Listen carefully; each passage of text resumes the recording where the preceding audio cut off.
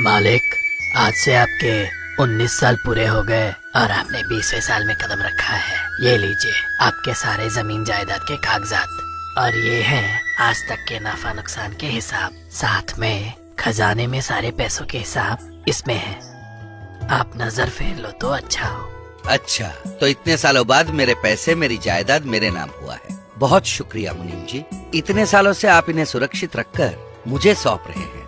जिंदगी भर आपके आभारी रहूंगा। अगर सब कुछ ठीक ठाक हो तो मैं इजाजत चाहूंगा।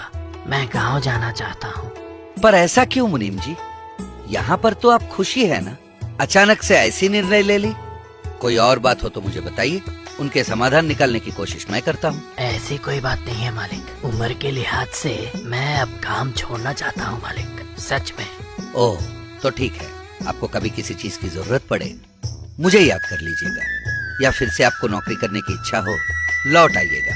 आपकी उम्र से मुझे कोई फर्क नहीं पड़ेगा। आप मेरे साथ हो तो बस। आपने मुझ पे इतना भरोसा किया, धन्यवाद मालिक। मगर एक बात बोलूंगा, अब बुरा ना माने तो खुद का काम हमें खुद ही देखना पड़ेगा, वरना वो ठीक से नहीं होंगे। आपका मन काम से हटा, काम वाले आपके पीछे से काम चोरी करने लगेंगे। संभल के रहिएगा। जी अच्छा, आप खुद ही देखिएगा। अच्छा मुनीम जी, आपका पोता चंदू, वो बचपन में मेरे साथ ही पढ़ता था ना? अब क्या करता है कहाँ वो? चंदू आज शहर में महाराज के स्थावर में आर्थिक मंत्री बन गया है। होशियार बच्चा है। उसकी काबिलियत देखकर महाराज ने उसे अपने मंत्रिमंडल में शामिल कर लिया है। ओहो, इस तरफ आए तो मुझसे मिलने को कहिएगा। मिले कई साल हो गए। अब आप चलिए। फिर मुनीम जी ने नंदू के हिस्से की जमीन जायदाद उसे सौंपकर अपनी नौकरी छोड़ दी। ऐसे दिन गुजरने लगे, पर नंदू ने अपने काम की तरफ बिल्कुल ध्यान नहीं दिया।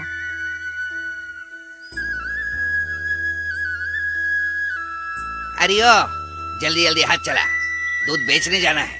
कहीं नंदू बाबू ने मुझे देख लिया ना, लेने के देने पड़ जाएंगे। काहे हड़बड़ा रहे हो? वो आलसी बाबू हिया काहे आएगा? वो तो घर पर बैठकर दोस्तों संग गप्पे लड़ाइबे। कहाँ का हो रहा है उको का पता? हाँ, छोटी उम्र में तिजोरी भर के पैसे जो मिल गए उसे, अब काम क्यों करेगा? दोस्तों के साथ आवारागर्दी करेगा। ई लो, दूध पकड़ो, दूर गांव बेच आओ। ऊकी तरह आलसी बनकर अपने गांव में ना ही बेचना। कोनो दिन पकड़े जाओगे, तब हमका ये नौकरी छोड़ के जाना पड़ी। क्यों भाई, चबूतरे में बैठे हो? काम पे नहीं जाओगे? शाम को मेरे पैसे लौटाने वाले थे, याद है? अरे मैं काम पे जाऊं या ना जाऊं, मेरे हिस्से के पैसे मुझे शाम को मिल जाएंगे। तू शाम को घर आ और पैसे ले जा। अच्छा सुन, तू शहर की तरफ जा रहा है ना? तो देख, मेरा बेटा खेलने के लिए लकड़ी का घोड़ा मांग रहा है, एक लेते आना। शाम को इसके ही पैसे दे दूंगा। तुम्हारा काम भी अच्छा है भाई। नंदू बाबू तो घर से निकलने से रहा। आएगा भी तो शाम को नाटक देखेगा या मुर्गियों पे दांव लगाएगा। इसके अलावा खेत की तरफ तो आंख उठा के देखेगा नहीं। अच्छा मालिक मिल गया है तुमको। अय्याशी के लिए भी किस्मत होनी चाहिए। आवारागर्दी करने वाले को मालिकाना मिल जाए तो हम कुछ भी करें चल जाएगा। तुम्हें भी लगवा दूं क्या? बोलो। काम धाम कुछ करना नहीं है, पर काम के पैसे मिल जाएंगे। खेत की शक्ल भी नहीं देखनी पड़ती यार। रहने दो, मेरे 2 एकड़ जमीन मेरे लिए काफी है। उसी पे खेती करके जी लूंगा। छोड़ो, मेरी उधारी तुम मेरे घर पे आके चुकाना। जब उधार लेनी थी तो घर तक पहुंच गए थे। अब क्या मुझे आना पड़ेगा तुम्हारे पास? आके पैसे दे जाना, और तुम्हारे बेटे के लिए घोड़ा लाऊंगा ना, उसे भी ले जाना। मुझसे तेरी तरह नहीं जिया जाएगा भाई। तू जा, मैं शाम को मिलता हूँ। क्यों बे सोमू, इतनी देर लगा दी? सब आके पैसे लेके चले गए। आगे से देर करेगा ना तो आधे पैसे काट लूंगा तेरे, समझ गया ना? अब डांटना बंद भी कीजिए और मेरे हफ्ते भर के पैसे हिसाब करके चुकता कीजिए। बाकी बातें बाद में करेंगे। ये ले, गिन के देख ले। अरे दिन का 5 मोहरों के हिसाब से 6 दिन के 30 मोहरे बनते हैं। ये क्या, आपने 24 मोहरे ही दिए हैं? यानी कि दिन का 1 मोहर के हिसाब से तुम्हें रिश्वत देनी पड़ेगी। नहीं तो तुम जब काम करने आते हो तो 9 घंटे की बजाय 6 घंटे भी काम नहीं करता। ऊपर से कुछ दिन तो गायब हो जाते हो। खेत में काम करने वाले हर किसान को मैं ढील देता रहूं। नंदू बाबू के पास मैं तुम सबके हाजिरी का हिसाब देकर हिसाब करके वक्त पे पैसा दिलाता हूँ कि नहीं? इतना कुछ देखता हूँ, मेरा कुछ नहीं बनता है क्या? चिल्ला रहा है, दिन का 1 अशर्फी काट रहा हूँ तो। अब चल भाग यहाँ से। ये भी सच्ची है। यहाँ तो सब चोर हैं। अब अपने बीच हिसाब क्या करना, पैसे तो नंदू बाबू के हैं, हमें क्या करना। तो अगर छुट्टी करेगा तो गांव के चौराहे पर मत बैठना, घर पे रह ये गांव से बाहर जा। नंदू बाबू ने देख लिया तो दोनों की नौकरी खा जाएगा। अरे उसमें इतनी समझ कहाँ, समझता तो कब का सुधर जाता। इस तरह नंदू के पास काम करने वाले किसान कूली, दूध वाला, सब्जी ढोने वाला, हर कोई अपने मन मर्जी का काम करते थे और सारी चीजों को खुद ही बेचकर अपने आप में बांट लेते थे। ऐसा चल रहा था। रामदीन एक दिन पूरे साल का नाफा नुकसान का हिसाब देने नंदू के घर पहुंचा। मालिक, हमारे खेती बाड़ी का और सब्जियों के उपज से जो हिसाब बनते हैं आपको बताने आया हूँ मालिक।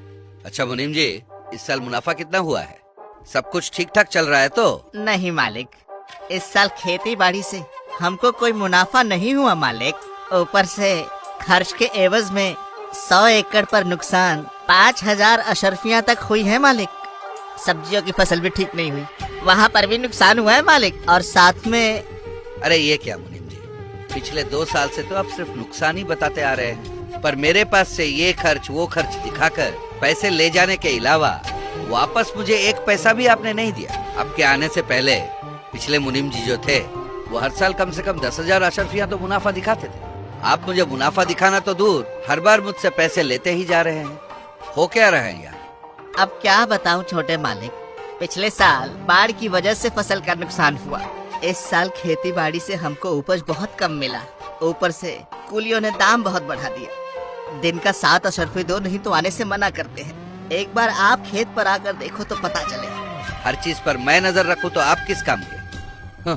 हिसाब दिखाने आ गए, चले जाने दीजिए। इस साल तो कम से कम कुछ तो मुनाफा कमा के दिखाइए, वरना मुश्किल हो जाएगा। मालिक, अब हमारे हाथों में क्या रखा है बताइए, सब भगवान की इच्छा है, हम तो कोशिश कर सकते हैं। ठीक है मालिक, अब आप आराम करिए, मैं काम पे चलता हूँ। अच्छा सुनिए, आज पास के गांव में हरिश्चंद्र नाटक खेलने वाले हैं, वो गोपी और शंकर को मेरे यहाँ भेज दीजिए, तीनों देखाएंगे। छोटे मालिक, मेरी बात मानिए, आप उनका साथ छोड़ दीजिए। जब तक आपकी जेब में पैसे हैं तब तक वो आपको नहीं छोड़ेंगे। उनकी जेब में तो पैसे होते नहीं हैं, आपके साथ रहकर सारे सुख भोग रहे हैं, ऊपर से आपकी तरह हम पे मालिकाना रुआब झाड़ रहे हैं। आप अपने काम से काम रखिए, वो हमारे बचपन के दोस्त हैं। आपको ठीक लगे तो रहिए, वरना छोड़ के जाइए। चलिए काम पे लगिए। इस तरह रामदीन मुनाफे वाले फसल को भी नुकसान का बताकर सारे पैसे अपनी जेब में डाल लेता था। नंदू भी पैसों के साथ अपना मन मर्जी करता था। ऐसा चल रहा था तो एक दिन मुनीम जी का पोता और नंदू के बचपन का दोस्त चंदू नंदू से मिलने आया। अरे चंदू, कितने साल हो गए तुझे देखे? आजा आजा बैठ। कैसे आना हुआ? आजकल कहाँ रहता है, करता क्या है बता? सब कुछ ठीक चल रहा है। महाराज के अस्थावर पर आर्थिक मंत्री बन गया हूँ, घर भी वही है, वेतन अच्छा है और रहने की जगह भी अच्छी दी है। तू कैसा है रे? सब ठीक ठाक चल रहा है? अरे काहे का ठीक ठाक, मुझसे तो कोई धंधा वंदा होता नहीं, खेतों से भी कोई आमदनी हो नहीं रही है। गौशाले में इतने सारे गाय हैं, पर दूध बेच के आमदनी से ज्यादा उनको खिलाने पिलाने में पैसे लग रहे हैं। क्या करूं समझ में नहीं आ रहा है, नुकसान पे नुकसान हो रहा है। इन झमेलों से कैसे बाहर निकलूं यही सोच रहा हूँ। अच्छा तेरी तो यहाँ कोई घर वर भी नहीं है ना? तू जब तक गांव में है मेरे यहाँ ही रुकना। वैसे कौन से काम से आया है? अरे यार, मैंने सुना है कि तू 10 एकड़ जमीन बेचना चाहता है, वही खरीदने के लिए यहाँ आया हूँ। तू जमीन कितने में बेचना चाहता है ये पता चल जाए तो पैसे लेके वापस आऊँ। अच्छा ये बात तुझ तक पहुँच गई? हाँ भाई, मेरे जो 100 एकड़ जमीन है उनमें से 10 एकड़ बेचने का सोच रहा हूँ। मेरे पास खर्चने के पैसे ही नहीं है। 100 में से 10 एकड़ कम हो जाएंगे तो कौन सा बड़ा फर्क पड़ जाएगा, इसलिए। ये भी सच है, 100 में से 10 जाएगा फिर भी 90 तो रहेगा ही। चल छोड़, 10 एकड़ तू कितने में बेचना चाहता है बता, जरा मैं सोच लूं। खरीदार तो तू ही है ना भाई, ऊपर से आर्थिक मंत्री जो ठहरा, उस 10 एकड़ का तू ही एक भाव लगा दे। ठीक है, फिर मैंने एक भाव सोच रखा है, उससे ना तू ना मैं दोनों का कोई नुकसान नहीं होने वाला है, चलेगा ना? ठीक है भाई, वैसे भी कुछ खरीदना हो, कुछ करना हो, तुम्हारे दादाजी पैसे नहीं देते तो कुछ होता नहीं था। आज तू खुद से 10 एकड़ खरीदने आ गया, इसका मतलब तेरी हालत सुधर गई। तो तेरी जीत का रहस्य क्या है, जरा मुझे भी बताना भाई। मैं भी थोड़ा सुधर ही जाऊं। ज्यादा कुछ नहीं यार, मैं भी पहले कोई कामकाज नहीं करता था, दोस्तों के साथ आवारागर्दी करता था। एक दिन मुझे एक सफेद कौवा दिख गया, पर वो कौवा जब बोलता है ना तो सुनने में बड़ा मजा आता है। जिस दिन वो कौवा मुझे दिख गया उसी दिन से मेरी किस्मत बदल गई यार। बहुत जल्द महाराज के स्थावर में बढ़िया सा पद मिल गया, साथ में वेतन भी बहुत अच्छा मिल गया। कुछ पैसे बचा लिए, पिछले साल पास के गांव में 10 एकड़ जमीन खरीद ली। इस साल तेरे से 10 एकड़ खरीद लूंगा। ऐसा क्या? तो वो सफेद कौवा मिलेगा कहाँ? मुझे दिख जाए तो अच्छा हो, मेरी किस्मत भी खुल जाएगी। वैसे भी नुकसान पे नुकसान ही होते जा रहा है। जरा बता दे वो सफेद कौवा मिलेगा कहाँ? जिंदगी भर तेरा आभारी रहूंगा। ये बताना मुश्किल है कि वो सफेद कौवा कहाँ कहाँ जाके बैठता है। तू सुबह सुबह उठ जा और गांव भर छान मार, कहीं ना कहीं कौवा जरूर दिख जाएगा। दिख गया तो तेरी किस्मत खुल गई। ये ले, तुझे मैं 2000 अशर्फियाँ बयाना दे रहा हूँ। मैं वापस 1 महीने बाद आता हूँ और बाकी पैसे देकर लिखा पढ़ी कर लेता हूँ, ठीक है ना? ठीक है भाई, तू इत्मीनान रख, मैं किसी और को नहीं बेचूं। समझ ले तूने जमीन खरीद ली, पर कल से मैं उस सफेद कौवे को ढूंढने के काम में ही जुट जाऊंगा। मैं 1 महीने बाद वापस आने वाला हूँ ना, इस दौरान तू कोशिश जारी रख। गांव अच्छे से छान मार, वो जरूर तुझे दिख जाएगा। चल मैं चलता हूँ। फिर चंदू अपने भाग्य को बदलने वाले सफेद कौवे के बारे में बताकर वहाँ से चला गया। फिर दूसरे दिन सुबह सुबह नंदू नींद से जागा और उस सफेद कौवे की खोज में वो आसपास के गांव छानने निकला। अगले 4 दिन वो सुबह सुबह जागता और आसपास के गांव खंगालता। फिर 5वें दिन, अरे बाप रे, आज 5वां दिन हो गया है। इतने सारे गांव छान मारे, पर वो सफेद कौवा मुझे दिख क्यों नहीं रहा? सारे गांव छान मारा, पर अपने गांव को छोड़ दिया। कहीं वो कौवा अपने ही गांव में तो छिपा नहीं है? अब तो मुझे अपने ही गांव में ढूंढ के देखना पड़ेगा। चलते चलते वो फिर गांव के चबूतरे की तरफ चल पड़ा। नंदू को आते हुए सोमू ने देख लिया। बाप रे, आज तो मालिक घर से निकलकर गांव तक पहुंच गए। मैं काम चोरी करके यहाँ बैठा हूँ, पता चल गया तो मेरी नौकरी जाएगी। मुझे तुरंत यहाँ से रफू चक्कर होना पड़ेगा। अरे वाह, हमारा गांव कितना सुंदर है। वो सफेद कौवा जरूर यहीं कहीं होगा। अरे यहाँ तो हमारी सब्जियाँ उगती है ना, देखते हैं काम कैसा हो रहा है।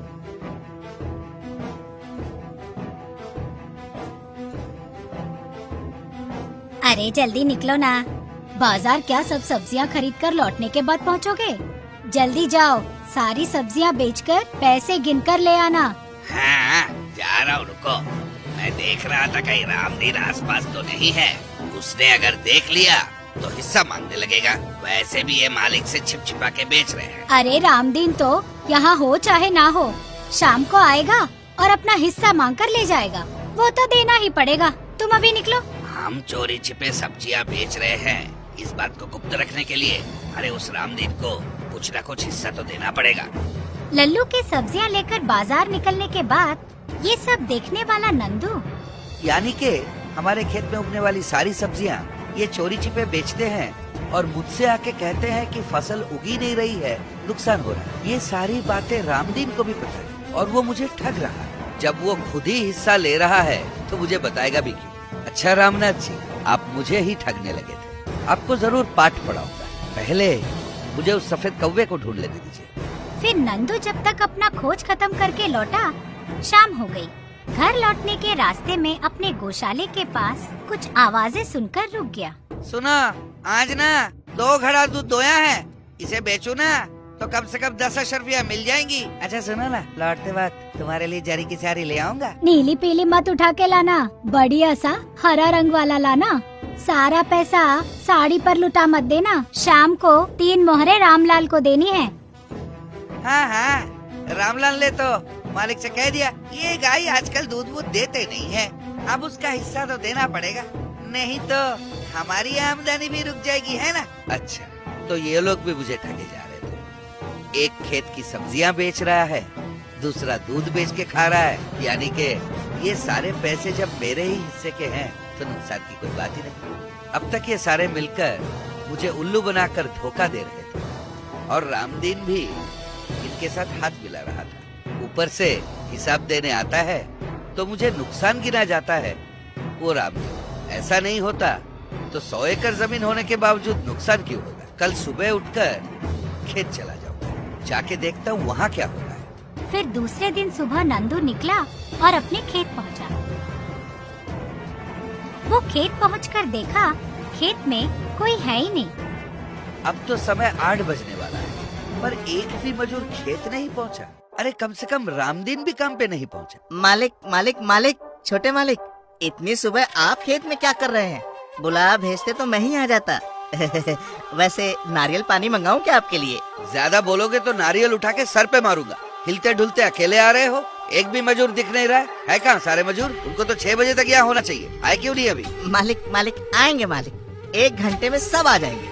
क्या बोल रहे हैं? उन्हें आने में घंटा भर और लगेगा? यानी कि आप सब कामचोर बन गए हो और मुझे ठग रहे हो, है ना? पर पूरी मजदूरी तो हर हफ्ते आकर मुझसे उसूल करके ले जाते हैं आप। यानी कि आपका भी इसमें हिस्सा होगा। मालिक मालिक, इसमें भी मतलब? किसी भी चीज में मेरा कोई हिस्सा विस्सा नहीं होता है मालिक। मुझ पर आप आँख मूंद के भरोसा कर सकते हो मालिक। काम वाले वक्त पर नहीं पहुँचे तो मेरी क्या गलती है मालिक?